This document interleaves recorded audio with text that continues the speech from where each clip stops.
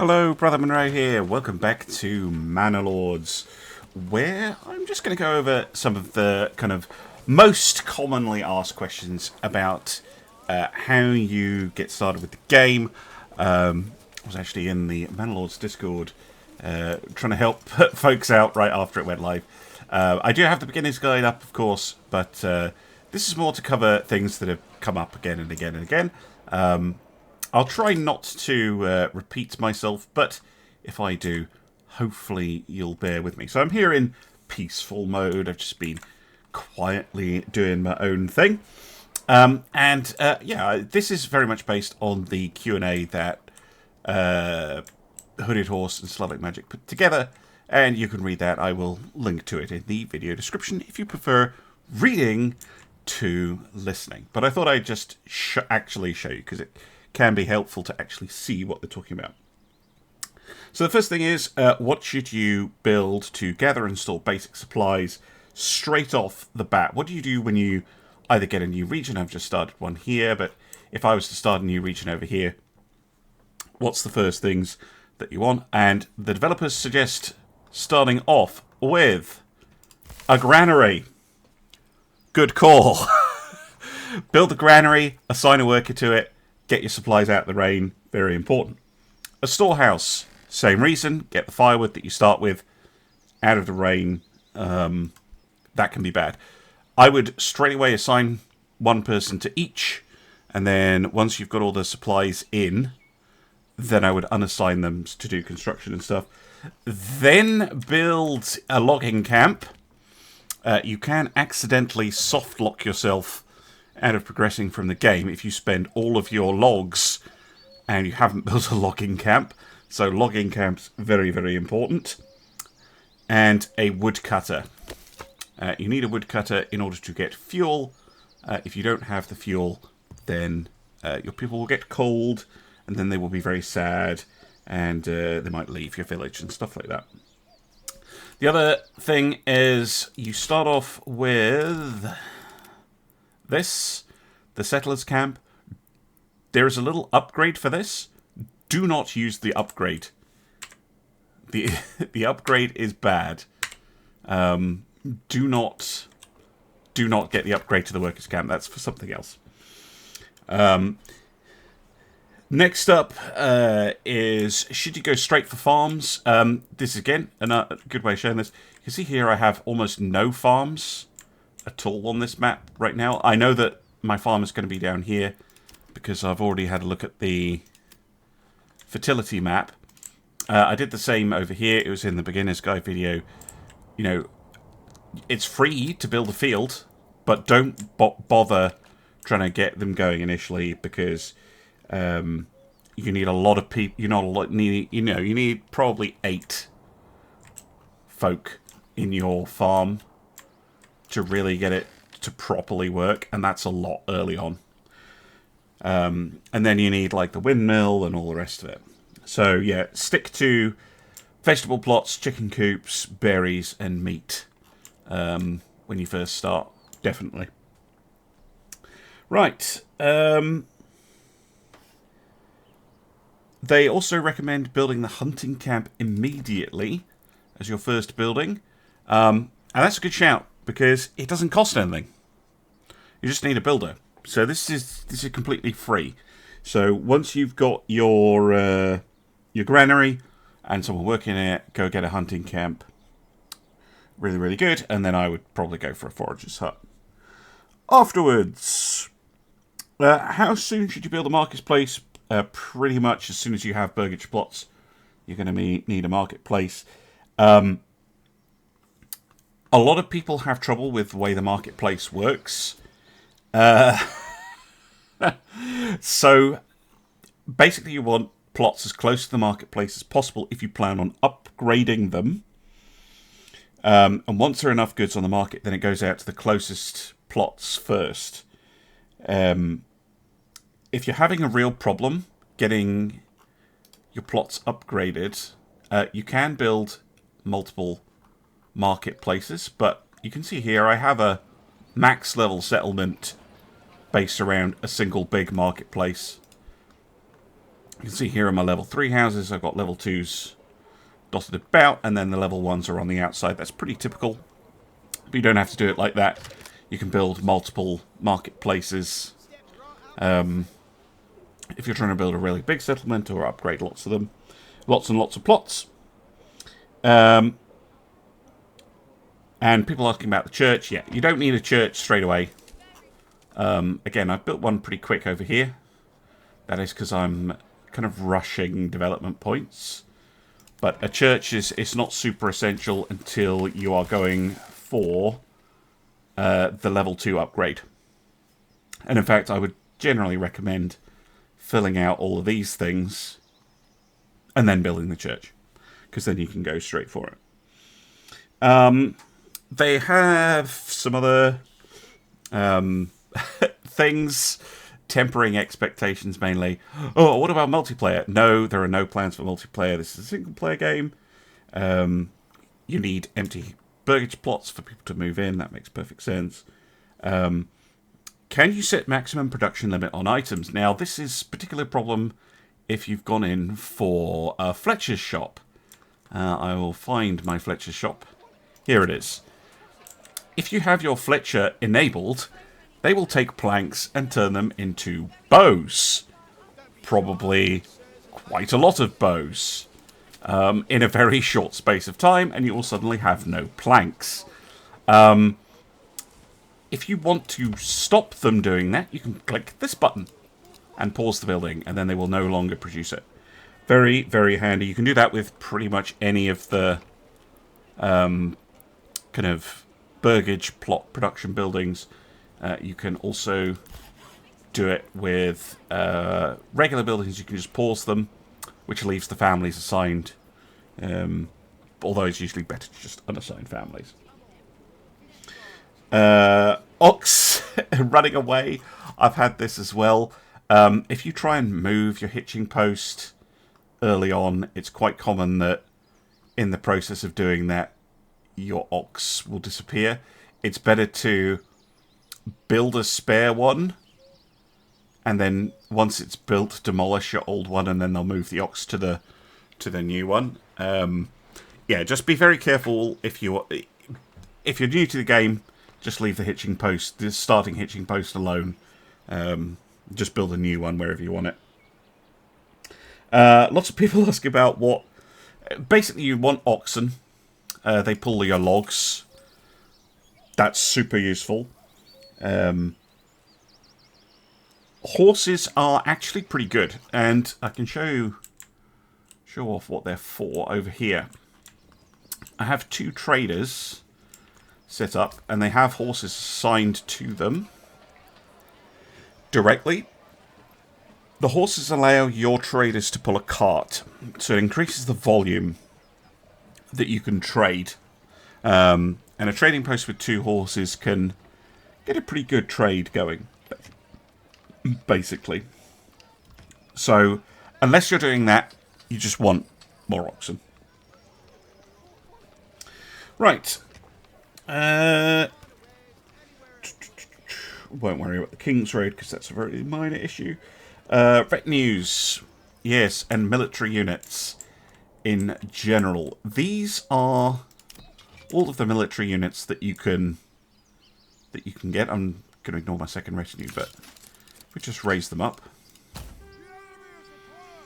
Top tip, when you first raise them, they start off running. This will rapidly deplete their stamina bar, the green one.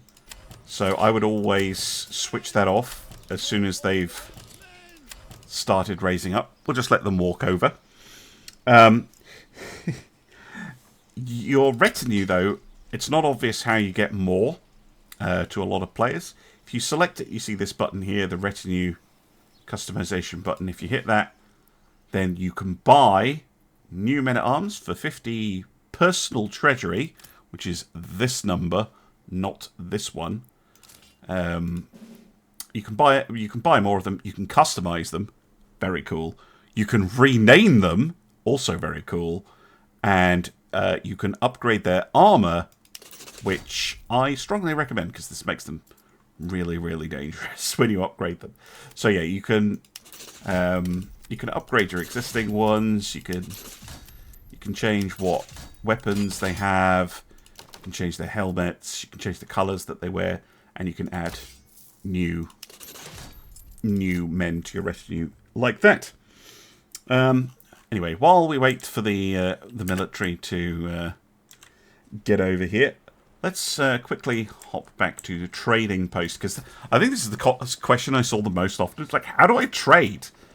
So here's the trading post. All you need to do to trade for the minor trades is on the left where it says no trade.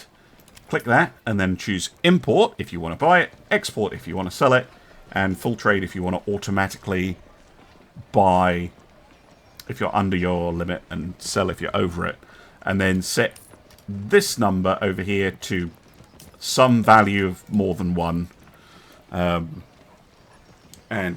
you'll either import or export. For the major trades, you need to press this button down here to establish a trade route. If you don't do that, you can't trade them, so I cannot trade blocks. It says route required. If you don't... So, for instance, for planks, why would you ever click this for a minor trade? Well, what this does is it establishes a merchant who will go off-map and back doing that trade. So if you want to increase your trade volume, you need to invest into this. But you only need to do it if you want to trade stuff via major trade. That was something that is confusing a lot of players. So was, by the way, the difference between regional wealth and personal money. Regional wealth is what you use to trade goods. It's what you use to buy your baggage plot extensions. Certain buildings cost regional wealth. Buying more sheep or oxen or whatever it is, you need regional wealth.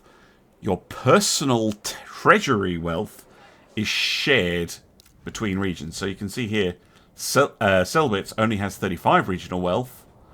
Laszlo has 11,000, but my personal treasury is 5,000. So they are different. And the personal treasury you get through the manor. So, yeah, don't confuse them. Most things in the game need regional wealth. Only a few things need your personal treasury, like expanding your retinue and stuff, or hiring mercenaries and things like that. Another one that gets very commonly asked, how do I make ale? If you want to make ale, you do need to get into farming or import it, which means you need a field that is growing barley. Once the barley is ready, I've just had a harvest. The barley is then taken into a farmhouse, where then a worker from the malt house will go and get the barley. They'll take it to the malt house. They'll turn it into malt. You can see I've only got a little bit of malt, but you get the malt, and then the malt is taken to a brewery, which you have to build on the back of a burgage plot. And then they will turn the malt into ale. And you can see I've got a fairly large amount of ale stored up. What I tend to do, because it can be very hard to keep your peasants in beer, I do harvest barley, and I try and get as much as I can. But I also kind of constantly have barley as an import. So that there's always a stock of beer. Once you have your beer, or your... Is it called beer or is it called ale? It's called ale. Lovely. Even though we don't have any hops. Okay, cool.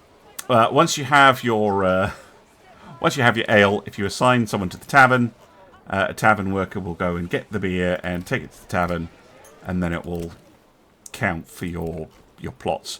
You see at the moment I don't have that, even though I have ale in the warehouse, and that is because the tavern keeper, Margeth, over here, is still rolling the barrel of ale to the pub.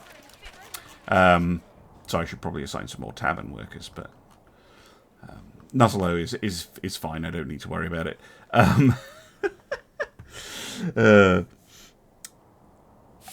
Next is just food in general. I covered that extensively in the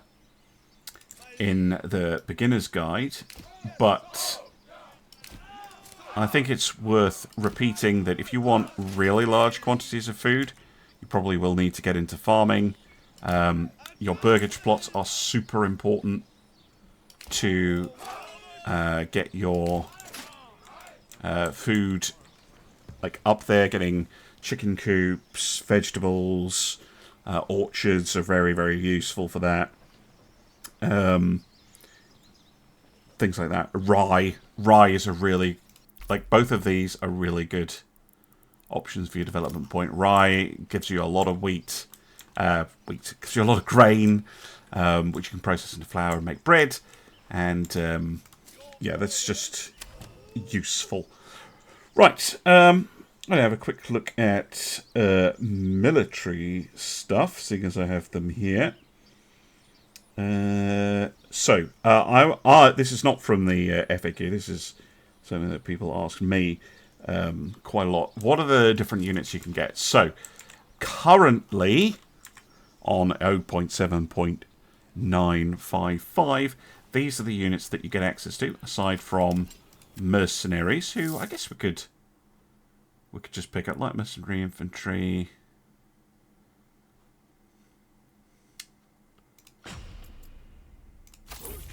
Let's get them in. So they'll take a while to get over here, but you can hire mercenaries. That costs you personal treasury pretty much every month, I think. This is really the only way to get a large force. You're limited to 6 units plus your retinues. So if you have multiple regions, you can get multiple retinues. But if you're a single region, you only get 6. So do be aware of that. You can see here how much it's going to cost me per month to keep the mercs around. Right, what units do you get? First of all, we have Spear Militia. They're not amazing. I'm pressing tab, by the way, to show this little tooltip. How Tanker 1. This unit has an armor of 9. That is because I've been buying helmets. You can see some of them have a helmet fitted. Any of your militia units can have a helmet. Increases their armor, which is good. If they live in a level 2 burgage plot, they can wear a gambeson. And if they live in a level 3 burgage plot, they can wear mail. If you buy them a mail shirt, but you know, you don't have to do that, but it does really, really help, and that's how you get their effectiveness up. They've got a shield of 8. So, Spear Militia are a useful kind of fixing unit. You have, try and get the enemy to charge into them. If you pop them on, stand your ground. They are really a nice little tough, hard to move unit that can hold your line. Next up, we have the Militia Footmen. They need the small shields and sidearms, which can be a sword, but can be like a hammer or an axe or something. These guys have an attack of 2, so double what the spears have. They have the same armor, 9 in this case. They have a charge of 1, which is the same. They have no impaling stat. I don't know if impaling does anything, or if that's for cavalry later on. And they had a shield of 3 as opposed to a shield of 8. So they're a little bit more aggressively focused. So one thing you can do is you can fix an enemy unit on your spears on stand your ground, and then outflank with a unit of militia footmen on push forward, and hit them in the rear or the flank. That can work quite well. Next up, we have the Polearm Militia. These guys have an attack of 2, same as the Militia Footmen, but they only have an armor of 6. That might be just because I haven't got as much armor for them yet. But their shield is 0. They don't have shields. They do, however, have a charge of 3 and an anti-armor of 2. This makes them kind of a similar role to the Militia Footmen, But whereas the militia footmen are good at going into, say, brigands or something like that, and they can also take hits, these guys are very much a charging anti-armor unit. So they really want to be hitting enemy nasty units like an enemy retinue or something like that if you're taking on the Baron. You want to take on his retinue, then the Polearm Militia with their anti-armor and their high charge can let you do that. Last of the militia units, we have the Archer Militia, who are a little bit underwhelming at the moment. They will die almost instantly to melee threats.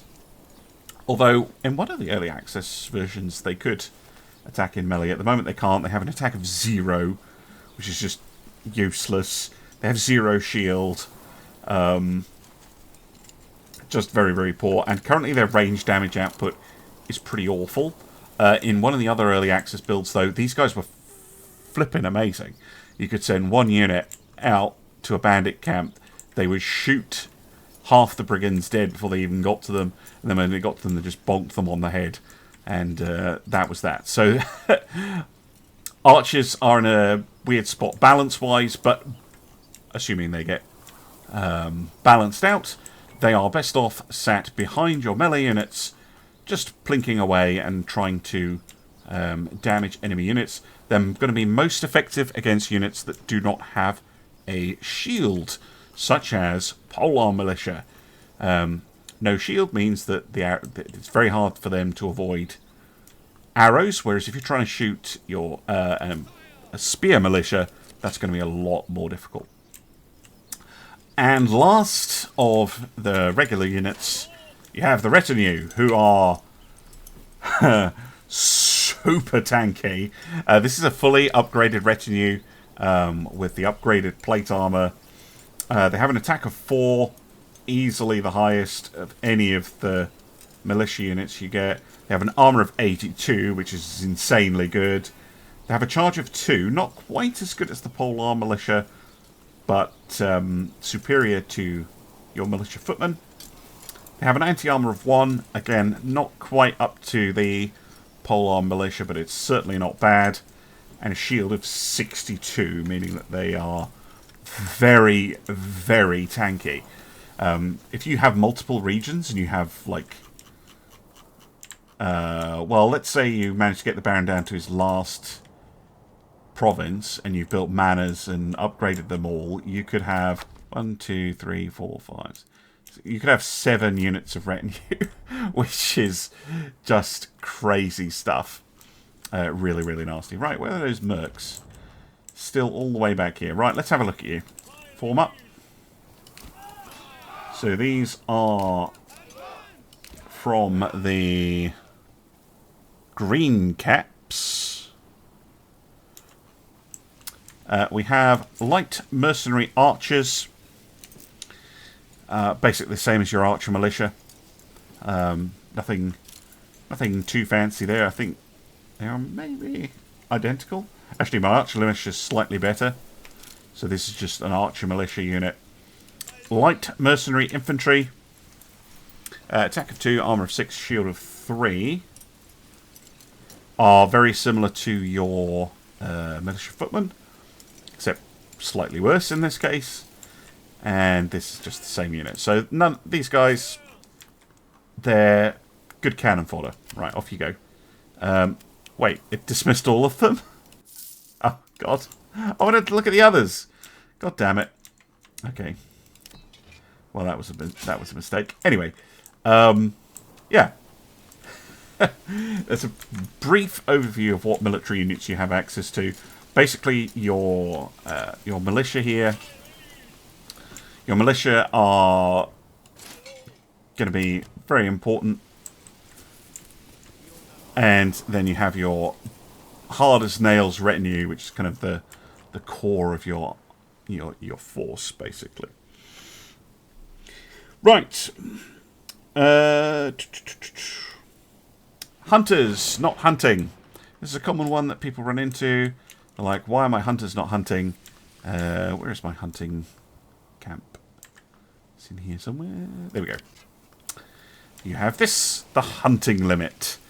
By default, this is 10, which for a standard deposit is basically half the deposit.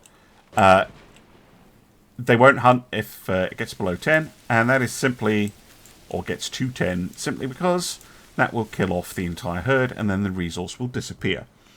So you can fiddle around with it, but I would be very, very careful with that.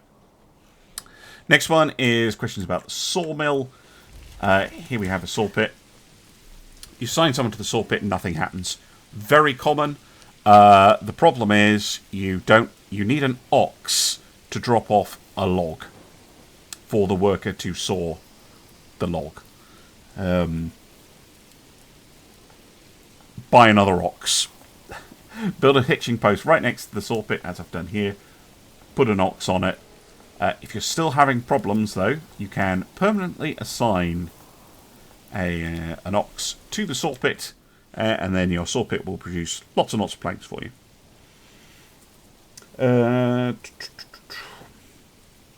Next, and I've spoken about this one, I think in the beginner's guide very briefly.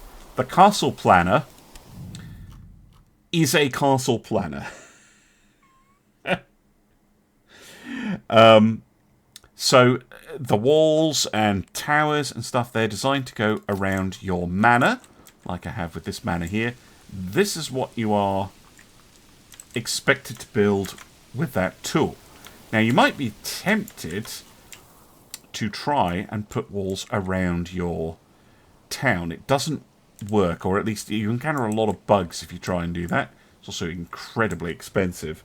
That is not what it is for. However, the developer is fully aware that people want to put walls around their towns, and it was, of course, a thing that was very important in medieval kind of society. Put a fence or a wall around your town and things like that. City walls are a planned feature that will come later in early access. There you go, and that's directly from the developer. So, yeah, there'll be a new city wall tool or something. Don't try and do it. In terms of the extra buildings, the only one that really matters is this one, the garrison tower, because it lets you have a retinue of 24 rather than a retinue of 12. Actually, can you build multiples of those? I've never bothered. Limit reached. Yeah, you can only build one currently, but in the future you might be able to get buildings that upgrade it, because the Baron, if you faced him, he has a retinue of 36, which is spicy. Dear me. The other thing is crop yields are often wrong. So people going, oh, it's telling me I'm going to get like 400 or something like that. The most accurate way to see your field yields, and also a super handy little tip, press and hold tab. This will show you what is actually in each field and what the expected yield is. Very, very useful thing. It allows you to see what's going on, if there are people in buildings, how many people are assigned to production buildings, where your oxen are. Very, very useful mode. Press and hold tab. Super useful. Right. How do you settle a new region? Is another one that got asked a lot. You can see I've done it over here. Go into the map, click the region, and once you control it anyway, I think I have one more to grab. Yes. Claim with influence. Press yes, and you will claim it. If it's an unclaimed region and you don't have the Baron on the map, then you'll just have to wait a bit, and then you'll claim it, basically. But if the Baron is on the map, he might fight you, and it'll give you a circle on the map that you have to taken hold, and he will march an army into that circle. You need to march your army into the circle and then kill off his army. Don't make the mistake I did and kill his army off outside the circle, because he'll just spawn another one somehow when you walk into it. So go over to the circle, which you can there's a little like magnifying glass button. Press that, move all your troops over there, and then launch the fight, basically. Top tip: if I was trying to claim this region, I would not have done it like that. If I thought the Baron was going to oppose me, I would have raised my militia up and I would have placed them right outside the region, so that when the battle starts, I can quickly move them in. If you're expecting a contested, if you're going to have to contest a region, then make sure your troops are ready for a fight beforehand, rather than going, oh crap. Especially if you're trying to beat the Baron. Every time you go for a region, he will spawn a new army, just to warn you. He doesn't seem to have any limits on spawning in a new army at all, so just be very, very careful with that. I think the others are all pretty obvious in that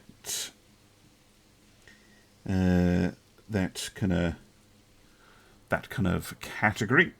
And then there's kind of just a few other things that they were talking about, but I think most of that I've either covered in the beginner mode or is not too crazy. The last thing to mention is there are some known issues with the Game Pass version of the game. That if you are having those problems, if you check out the FAQ right down the bottom, they have a little section on how you can sort that out. So that is a brief overview of the kind of most commonly asked questions that the developers have seen, and the most commonly asked questions that I've seen as well. Aside from one, actually, that I just remembered, how do you make weapons, which I think loads of people were asking. Because much like the brewery, or the bakery, if you've unlocked them, or the tailor shop, you have to build weapons in things like the Fletcher's shop, their burgage extensions, which not everyone is quite aware of when they start the game, that some of the production is done directly from a burgage plot rather than from an industrial building. And that's pretty much it. If you've got any other kind of burning questions, or you want to see some more Manor Lord stuff, I will be streaming it again. Don't you worry about that. But if you wanted to ask any questions, please pop them down in the comments. But otherwise, thank you very much for watching, and I'll see you again soon for some more Manor Lords. Bye for now.